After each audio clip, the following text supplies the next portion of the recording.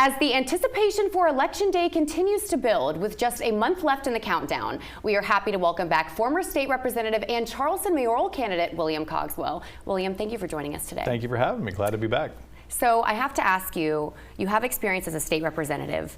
If you were to go on to be the mayor of Charleston, how would you use your experience as a state representative to help you with that? Sure, it's a good question. The experience I had up in Columbia I think is very invaluable because a lot of the issues that we have, whether it be flooding or affordable housing or infrastructure needs, the reality of it is that we're not going to solve those problems with the city's budget alone. We really need the help of the state, of the county, of the federal delegation. And having those relationships and that experience in Columbia, I think will help us to collaborate more and actually getting things done, particularly when it comes to funding. So. Proud of my time there, and I think it'll serve the city well.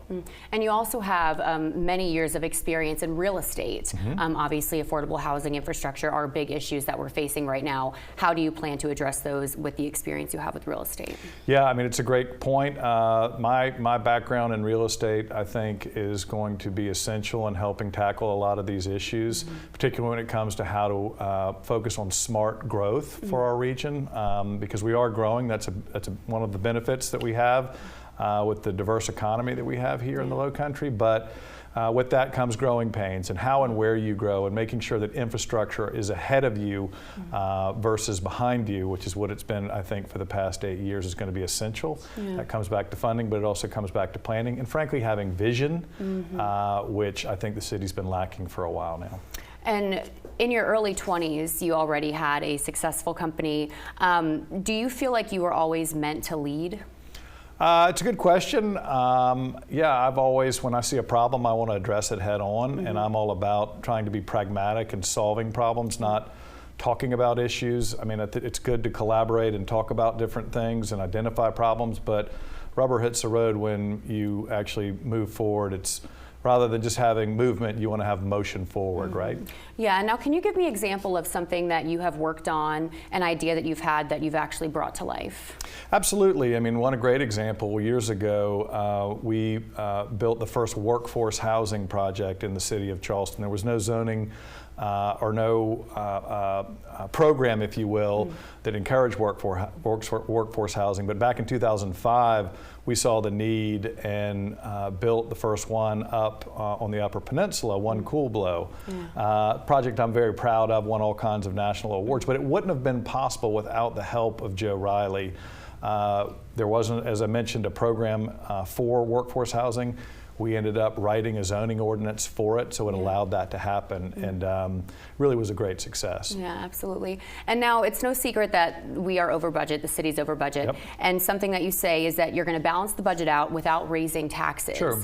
How do you plan to do that? Pretty straightforward. Our city's organizational chart, I think, is pretty dated. I mean, it really is almost 50 years old. It needs to be modernized. We are no longer a small town. We are a large international city at this point. So I think there's some room for improvement, if you will, in our city's organizational chart and the way we function. So I'd start there, and I think there's plenty of room in our budget to address the needs that we have. But what I don't want to do is use the accommodations tax, which has been what's happening in our city, to shore up the budget when that money really should be used to offset the influx of tourism that comes into our town, which is great and I support, but the A-tax really should be utilized to buffer that stress, if you will, for the city. Yeah, and now within the next, looking 10 years into the future, what opportunities and challenges do you see Charleston facing as a city, and how do you plan to address those? Absolutely. I mean, I think growth and kind of how and where we grow, that is probably one of the biggest issues that we have. And what you want to do, again, you want to continue to grow, but it has to be done right. You want to make sure that the DNA and what makes Charleston and the Low Country so special is not just protected, but enhanced. And you want to make sure that the proverbial rising tide is lifting all boats, which again is not happening, especially when you look at things like affordability. So there are ways to address that. I'm excited to bring my expertise and experience again, from both the public and private sector side to do just that. Yeah. And I'm very optimistic about our future. I mean, I really think that best days are ahead, but right now I would say we're pretty far behind the 8 ball, so time to get to work.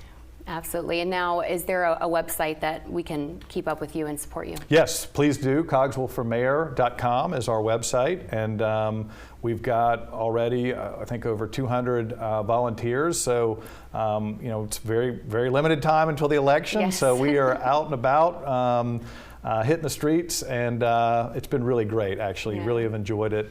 Great experience, meeting a lot of people, and again, makes me excited for what's to come. Yes, and we are in for an exciting month. That's William, right. That's thank you right. so much. Thank you. I appreciate it. We're back in 2 minutes.